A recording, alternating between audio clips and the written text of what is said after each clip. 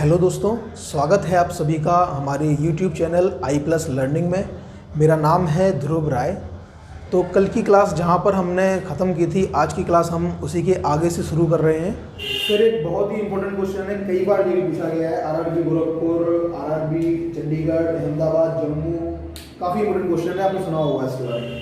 Question क्या है कि यदि वायुमंडल नहीं हो तो पृथ्वी से आकाश किस रंग का दिखाई देगा। हमारी पृथ्वी में वायुमंडल है, यहाँ से आकाश नीला दिखाई देता है, लेकिन याद रखना अगर वायुमंडल नहीं है तो आकाश काले कलर का दिखाई देगा। चंद्रमा पर वायुमंडल नहीं है, चंद्रमा से आकाश काले कलर का दिखाई देता है, ब्लैक दिखाई देता है।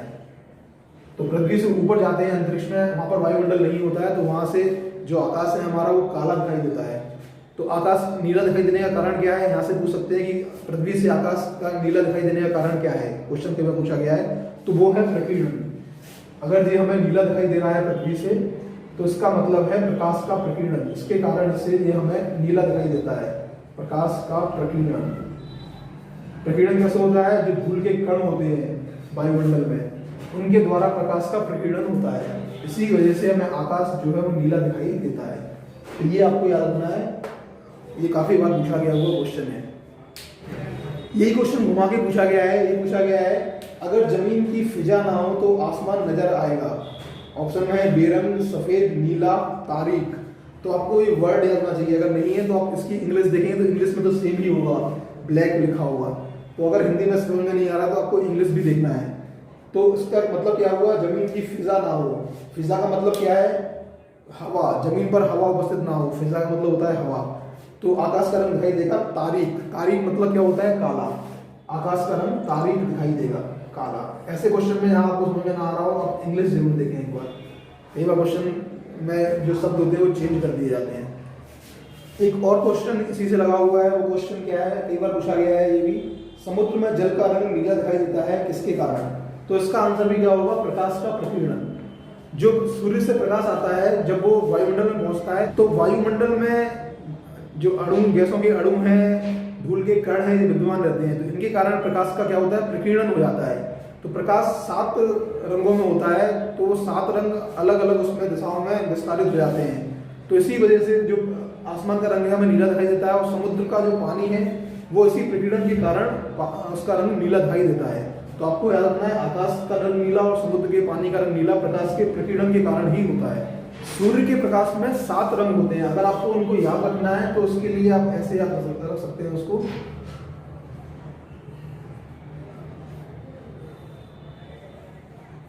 इसके द्वारा तो ये होता है वॉयलेट यानी कि बैंगनी, ये होता है इंडिगो यानी जामुनी कलर, जामुन का कलर, जामुनी बोलते हैं इसको। ये होता है ब्लू यानी कि नीला, ये ग्रीन यानी कि हरा, येलो पीला, ऑरेंज नारंगी, और लास्ट में है रेड लाल। ठीक है, तो यहां से आप उनके जो कलर हैं वो याद रख सकते हैं, बैगनी, जामुनी, नीला, हरा, पीला, नारंगी, लाल, ये आप रख सकते हैं आप इसके द्वारा। ठीक है, यहीं से आप याद रख सकते हैं कि सबसे अधिक तरंग दैर्घ्य होती है लाल कलर की, और सबसे कम तरंग दैर्घ्य होती है बैगनी कलर की।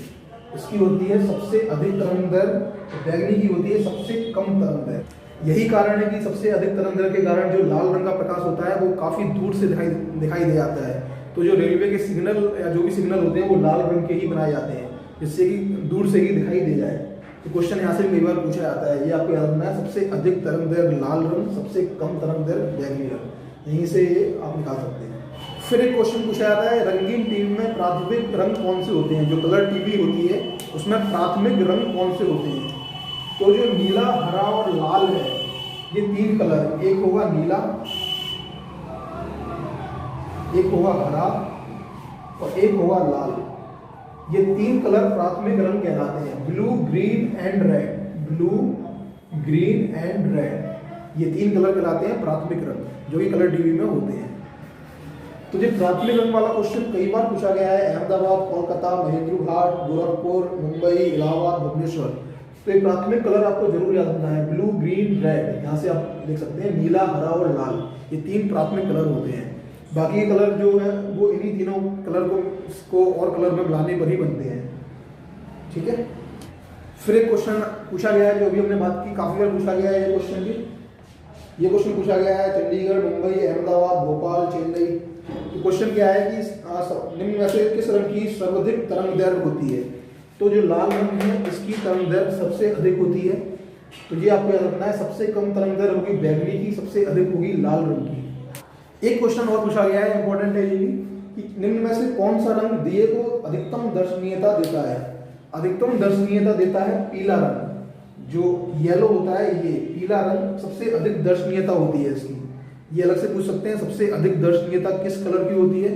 तो पीले कलर की, येलो कलर की सबसे अधिक दर्शनीयता होती है। फिर एक क्वेश्चन पूछा गया है कि सर सीवी रमन को उनके किस कार्य के लिए नोबेल पुरस्कार मिला था? तो सीवी रमन जो है उन्होंने प्रकाश के प्रकीर्णन का अध्ययन किया था, इसी कार्य के लिए उनको नोबेल पुरस्कार दिया गया था।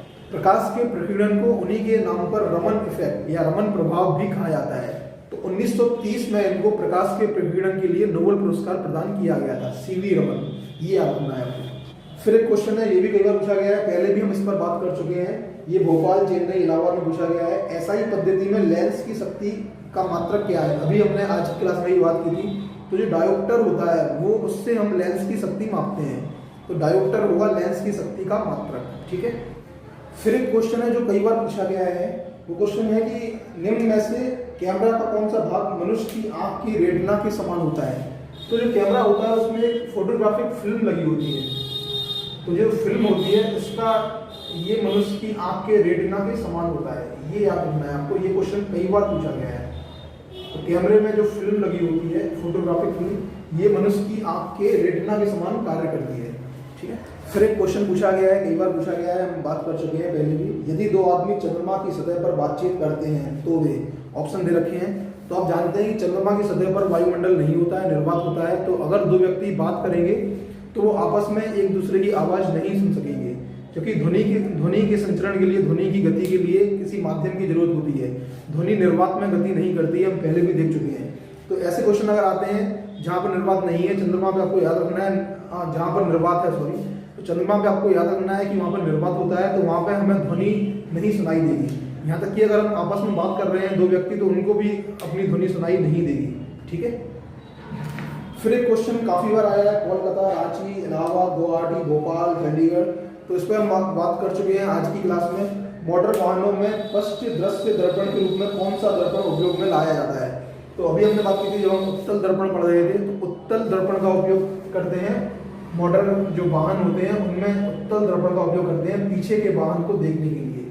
ठीक है, इसको याद रखना, काफ़ी बार पूछा गया है। तो पीछे के वाहन को देखने के लिए हम उत्तल दर्पण का उपयोग करते हैं, जो गाड़ियों में लगा होता है। तो ये तो हुआ मोटर वाहन में यूज होता है, मोटर वाहन में। लेकिन अगर क्वेश्चन आ जाए कि दाढ़ी बनाने के लिए या फिर जो दंत चिकित्सक होते हैं, दांतों के डॉक्टर होते हैं, उनके द्वारा कौन सा यूज किया जाता है? उनके द्वारा यूज किया जाता है अवतल दर्पण को। प्रेशर कुकर, जो सोलर कुकर होते हैं, उनमें भी इसी का यूज किया जाता है। सोलर कुकर में दंत चिकित्सक,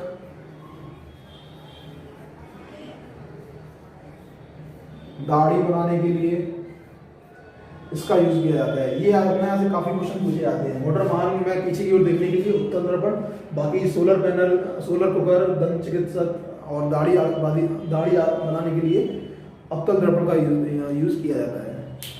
फिर क्वेश्चन है, कई बार पूछा गया है, भोपाल, रांची, अहमदाबाद में इंद्रधनुष कितने रंग का होता है? इंद्रधनुष होता है 7 रंग का। आपने देखा होगा कई बार। अभी जो हमने लिखा था उसी फॉर्मूले से आप अगर इनके कलर पूछे जाए तो आप इनको देख सकते हैं। Violet, indigo, blue, green, yellow, orange, red. ये कलर अगर पूछे जाए कभी तो उसके लिए फॉर्मूला है। यहीं से पूछा गया है कि इसमें किस रंग का विक्षेपण सबसे अधिक और किसका सबसे कम होता है। ये क्वेश्चन अलग अलग पूछे गए हैं। तो विक्षेपण अगर देखा जाए तो लाल रंग का जो रेड है इसका सबसे अधिक होगा, और सबसे पहले दिया हुआ है वॉयलेट यानी कि बैंगनी, इसका विक्षेपण सबसे कम होगा। ये अपना दोनों अलग अलग पूछे गए हैं। सबसे अधिक विक्षेपण किसका होता है, सबसे कम विक्षेपण किसका होता है। फिर एक क्वेश्चन कई बार पूछा गया है, कोलकाता में, चेन्नई में प्रकाश की गति की तुलना में रेडियो तरंग की गति कम होती है, ज़्यादा होती है, समान होती है, अनंत होती है, कुछ नहीं, इनमें से कोई नहीं।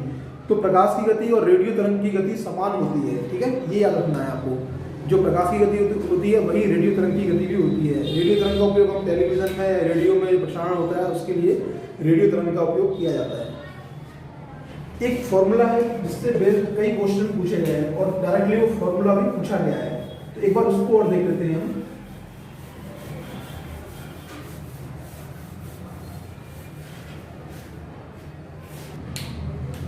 वो फॉर्मूला है 1/f = 1/u + 1/v। ये याद रखना है आपको। ये कई बार यहाँ से क्वेश्चन पूछे गए हैं और फॉर्मूला भी ये पूछ लिया गया है। तो यहाँ पर f क्या है, फोकस दूरी है, दर्पण की जो फोकस दूरी होती है वो है। u क्या है, u है जो वस्तु कोई रखी है उसकी दर्पण से दूरी, कोई वस्तु दे रखी होगी उसकी दर्पण से दूरी दी हुई होगी।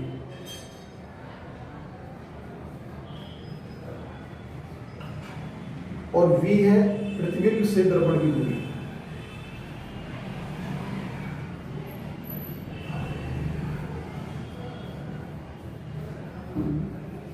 इनमें से कोई भी दो वैल्यू दी हुई हो, एक निकालना है तो आप इस फॉर्मूले का इस्तेमाल करके निकाल सकते हैं। अगर फोकस दूरी पूछा जाए तो ये दो दूरी दी हुई होंगी, अगर इनमें से कुछ पूछा जाए तो इनमें से कुछ दिया हुआ होगा। तो ये फॉर्मूला भी डायरेक्टली पूछ लिया गया है। इसमें क्या पूछा गया था, इनमें से कौन सा सही है। 4 फॉर्मूले दिए हुए थे, इसमें बताना था हमें कौन से फॉर्मूला सही है। तो ये सही है, ऐसे दिया हुआ है और क्वेश्चन भी काफ़ी सारे यहाँ से पूछे गए हैं, तो ये आपको याद रखना है। एक क्वेश्चन जो कई बार पूछा गया है, गोरखपुर, इलाहाबाद, फिर गोरखपुर में पूछा गया है, फोटोग्राफी में उपयोग किया गया प्रकाश संवेदी यौगिक है। तो सिल्वर ब्रोमाइड का उपयोग किया जाता है फोटोग्राफी में। बहुत ही कॉमन क्वेश्चन है, बहुत बार पूछा गया है। सिल्वर ब्रोमाइड, इसको आपको रट लेना है, याद रखना है इसको। सिल्वर ब्रोमाइड का उपयोग किया जाता है फोटोग्राफी में। कईयों बार ये क्वेश्चन पूछा गया है कि छोटे छोटे क्वेश्चन आते हैं जो हमें याद नहीं होते हैं तो कंफ्यूज हो जाते हैं वहां पे। सिल्वर ब्रोमाइड का उपयोग फोटोग्राफी में किया जाता है। फिर एक क्वेश्चन पूछा गया है, कई बार पूछा गया है, ये कांच में से गुजरने पर प्रकाश के किस रंग की गति धीमी होती है। तो प्रकाश में आप जानते हैं 7 कलर होते हैं, इसको याद रखेंगे तो आप कलर पहचान सकते हैं।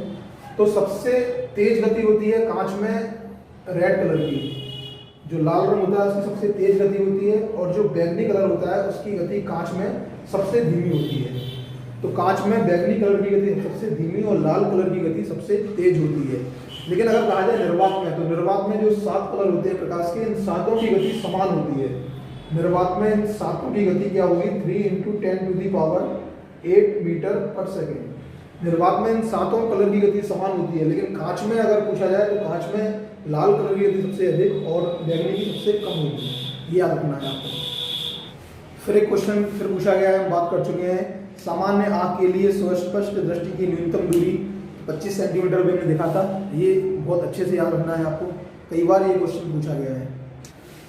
फिर एक इंपॉर्टेंट क्वेश्चन है, इसमें पूछा गया है इको साउंडिंग एक तकनीकी है जिसका प्रयोग, इको साउंडिंग तकनीक का प्रयोग किसमें किया जाता है। तो इको साउंडिंग तकनीक का प्रयोग सागर की गहराई को मापने के लिए किया जाता है। इसमें करते क्या है, इसमें जो साउंड होता है, जो ध्वनि होती है, उसकी तरंग को सागर में छोड़ी जाती है। तो सागर की गहराई नापने के लिए इसका इस्तेमाल किया जाता है। मान के चलिए सागर का तल है, ये है सागर तल और ये है पृथ्वी का तल। यहां से क्या होगा, ध्वनि तरंगें छोड़ी जाएंगी सागर के तल में, पृथ्वी तल से। तो क्या होगा, ध्वनि तरंग यहाँ पहुंचेगी और उसके बाद इसमें टकरा के, सागर के तल में टकरा के वापस जाएंगे। तो इसकी दूरी को ज्ञात करके इसके आधार पर हम जो सागर की गहराई है उसको माप सकते हैं। तो मापते कैसे हैं, एक फॉर्मूले का इसमें यूज किया जाता है। वो क्या होता है, चाल = दूरी बटे समय। इसका इस्तेमाल इसकी सागर की गहराई नापने में किया जाता है। तो चाल क्या होगी, चाल होगी v, दूरी क्या होगी, एक बार वो नीचे जाएगी फिर टकरा के ऊपर आएगी। तो दूरी क्या डबल तय की है, नीचे गई है फिर ऊपर आएगी। तो अगर दूरी को हम x मान लें तो क्या हो जाएगी 2x, और समय क्या होगा t। तो इसका इस्तेमाल हम करते हैं। तो ये दूरी जो है वो डबल तय कर रही है, हमें सिंगल दूरी निकालना है, केवल हमें एक साइड में निकालना है। तो हम क्या करेंगे, x की वैल्यू निकालेंगे। x की वैल्यू क्या आएगी, v इंटू टी अपॉन 2।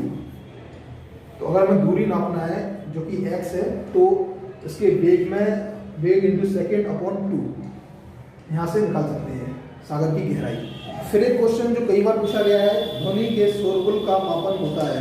ये अहमदाबाद में, कोलकाता में और इलाहाबाद में पूछा गया है। तो ध्वनि का शोरगुल होता है जो ध्वनि को नापा जाता है डेसिबल में, ठीक है। तो जो कान होते हैं हमारे, उसकी भी एक सीमा होती है। कान क्या होता है, 90 डेसिबल तक ध्वनि को सह सकता है, इससे ज़्यादा ध्वनि को हमारा कान नहीं सह सकता। तो यहाँ से भी क्वेश्चन पूछा जाता है कि कान के लिए जो सहनीय शक्ति होती है वो कितनी होती है, वो होती है 90 डेसिबल। और ध्वनि को किससे नापते हैं, ध्वनि की जो शोर होता है उसको डेसिबल से नापते हैं। अब देखिए क्वेश्चन बहुत बार पूछा गया है। ये क्वेश्चन क्या है, निम्न माध्यम में ध्वनि का वेग सर्वाधिक है, निर्वात, गैस, द्रव, ठोस। ये पूछा गया है गोरखपुर, भोपाल, रांची, इलाहाबाद, फिर से गोरखपुर, त्रिवेंद्रम, गोरखपुर, फिर से इलाहाबाद। तो ये काफ़ी बार ये क्वेश्चन पूछा गया है। तो ध्वनि का वेग सबसे अधिक किस माध्यम में होता है? ऑप्शन में दे रखा है निर्वात। तो निर्वात में तो आप जानते हैं ध्वनि का वेग 0 होता है निर्वात में, तो निर्वात तो उसमें होगा नहीं। अब बचे हैं इस ऑप्शन में गैस, द्रव और ठोस। तो ध्वनि का वेग, इसको याद रखिए, मैं लिख देता हूँ इसको, काफ़ी बार पूछा गया है। ध्वनि का वेग सबसे अधिक होगा ठोस में, आपने महसूस किया होगा, ठोस में सबसे अधिक होता है, फिर होता है द्रव में, और फिर होता है गैसों में। ये याद रखना, सबसे अधिक ध्वनि का वेग होगा ठोस में, उसके बाद द्रव में, फिर होगा गैस में। और निर्वात में ये भी लिख देता हूँ मैं, निर्वात में ध्वनि का वेग होता है 0। ये आपको याद रखना है। काफ़ी सारे क्वेश्चन यहाँ से आपके पूछे जाते हैं। फिर एक क्वेश्चन पूछा गया जिसकी हम बात कर चुके हैं, कई बार पूछा गया है, गोरखपुर, इलाहाबाद, फिर से गोरखपुर, कोलकाता। ध्वनि तीव्रता की डेसिबल में वह अधिकतम सीमा जिससे ऊपर व्यक्ति सुन नहीं सकता। ऑप्शन में दिया है 50, 70, 85, 95। तो वैसे 90 मानी जाती है, लेकिन यहाँ पे 95 दिया हुआ है, तो 95 हम लगा सकते हैं। इससे ऊपर कोई व्यक्ति सुन नहीं सकता, ठीक है। तो 95 डेसिबल से ऊपर कोई व्यक्ति नहीं सुन सकता। वैसे 90 डेसिबल तक मानी जाती है जो क्षमता है वो। फिर एक क्वेश्चन है, आप जानते होंगे इसका आंसर, सूर्य से पृथ्वी तक पहुंचने में जो सूर्य की किरणें होती हैं, प्रकाश होता है, उसको कितना समय लगता है? तो उसका आंसर होगा 8 मिनट। वैसे लगभग 500 सेकंड का समय लगता है। तो अगर ऐसा आ जाए तो लिख सकते हैं, लेकिन अगर मिनट में पूछा जाए तो 8 मिनट हो गया और लगभग 20 सेकंड, 8 मिनट 22 सेकंड होते हैं वैसे। ये इसका आंसर होगा। तो आज की क्लास हम यहीं पर समाप्त कर रहे हैं। जो क्वेश्चन बचे रह गए हैं वो हम कल की क्लास में देखेंगे, और कल की क्लास में हम नया चैप्टर भी स्टार्ट करेंगे। तो मिलते हैं आपसे कल की क्लास में। Thank you. Please subscribe our channel and press bell icon.